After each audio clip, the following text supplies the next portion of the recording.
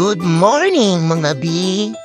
Samahan niyo ako sa Divisoria at bibili tayo ng spring metal para sa wall decor ng anak ko na mga laruan niya. Yung mga laruan kasi ng anak ko na baril-barilan, Diyos ko, sobrang kalat. Hindi mo alam kung saan na mo napupulutin. Hindi mo alam kung paano mo ayusin. So yun nga guys, nakakating na kami ng Divisoria. Nandyan na kami sa 168 Mall. Tapos parking kami, bayad kami 40. Tapos may kita niyo anak ko dyan, nagpapakyut. Ayan, no? Sobrang cute niya, no? Ayan, no? Yan ang pogi-pogi, oh. Ayan, lakad-lakad kami. Tapos wala kami nakita sa 168. Napunta kami ng Divisoria Mall. So yun, dito kami nakabili. Ayan, no? Tingnan nyo guys, naglalakad kami din. Inibidyoan ako ng kasawa ko dyan.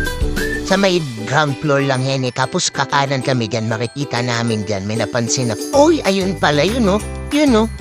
Yun, no? Tapos, yan, inawak-hawakan na namin yan. Tinanong namin yung presyo. So, iba-iba yung presyo. Yung malaki na yan, 300 yan. So, yun nga, nakabili na kami.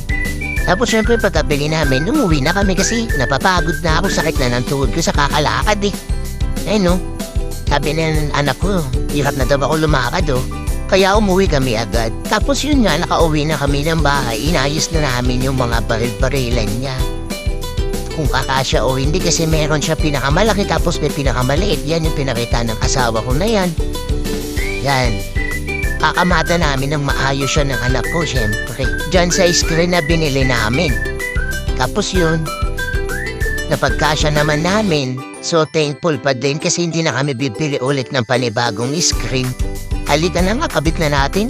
So yan nga, markitan nyo ko ng babaray na ako. Ginagawan ko ng sabitan yung screen na binili namin. Yan, sige, pasok mo pa, sagad mo para magkasya yung, yung tornilyo. Ay naku, okay na nga yan.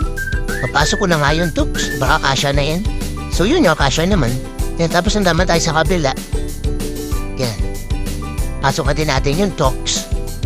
Sasabit na natin yung screen. Yan, higpit muna si Dudong. Tingnan ko, umuuga. Umuuga, kaya nilagyan akong pampakapit sa gitna. Yan, may kita nyo, nakabit na namin yan. Tapos tutulungan ako ng asawa ko. Yan, nilagyan na namin yung pansabit. Nabili namin yung halagang 60 pesos, 10 pieces. Dalawang set binili namin, kaya 120. So yung ginamit namin sa mga laruan na nilalaro niya pa is yung disabit. Tapos yung iba naman na hindi niya na nilalaro, pinix na namin, gamit namin cable tie. Yan. Sabi ko sa kanila, tulungan nila ako mag-abot-abot kasi nananakit yung balakang ko, kakayuko.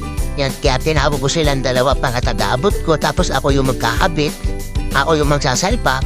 Kasi masyado naman sila nagpapahingi. Ako lagi napapagod, eh. Yan, sabi ko yun, sige, sabi ko, tulungan mo ko. Lagi ka na lang nakaiga. Charot! So yun nga, pinalinis ko na sa kanya, napag-abot niya muna sa akin lahat. Inisip namin kung paano namin ilalagay pagkakasyain kasi nandagdagan pala yung baril na. Kung kinamada namin, hindi pa pala lahat yun. So may nadagdag na dalawang malaki. Tsaka yan, yung shotgun na yan, na laruan. So yun guys, paalala ko nga alam po pala sa mga viewers, lahat po ng laruan ni RK na baril-barilan is wala pong spring yung magazine para hindi na malagyan ng bala. Kasi delikado po yun sa bata pag nalalagyan ng bala. Ito naman si RK, gusto lang niya laro-laro, mga tanggol-tanggol yan. Ang batang tiyak po, syempre paborito niya, gusto niya marami siyang mga baril. So binibila namin siya, pero tinatanggal namin yung spring ng magazine para di niya malaro ng may bala. And hindi rin namin siya pinapayagang bumili ng bala. Dito lang naman siya naglalaro sa loob ng kwarto namin. Kami dalawa, baril-baril lang kami. So tapos yan nga guys, nakikita nyo sinasabit na ng asawa ko yung ibang part. Yung iba pinipix na cable tie. Ako naman nagsasabit din. Inaayos niya kung paano magandang tignan ng sa bahay. Kung may titingin, magandang tignan, hindi siya mukhang basura. Kasi ang asawa ko na yan, ayaw niya ng makalat, ayaw niya ng maraming kalat-kalat na laruan. Siyempre ako din naman, ayaw ko din ng may makalat. Kadalasan pag uwi ako, galing ako ng turo ng sayaw. Uwi ako, magpapahinga ako. Siyempre gusto ko maaliwalas yung bahay. Siyempre ganon din yung asawa ko. Kaya yung mga ibang kalat, ginagawa namin ng paraan para maging magandang tignan. Itong lagayan ng laruan ni RK, nakakalat lang kaya ginawa namin ganito. Tapos ay may kita nyo, tapos na kami mag-ayos. At ito na nga yung kinalabasan ng ganda-ganda. Ayan, no, tignan nyo tuwan-tuwa yung anak ko. Tapos yun nga, maglalambing ako sa inyo. I-subscribe nyo naman ito, tsaka i-like, tsaka i-share. Love you!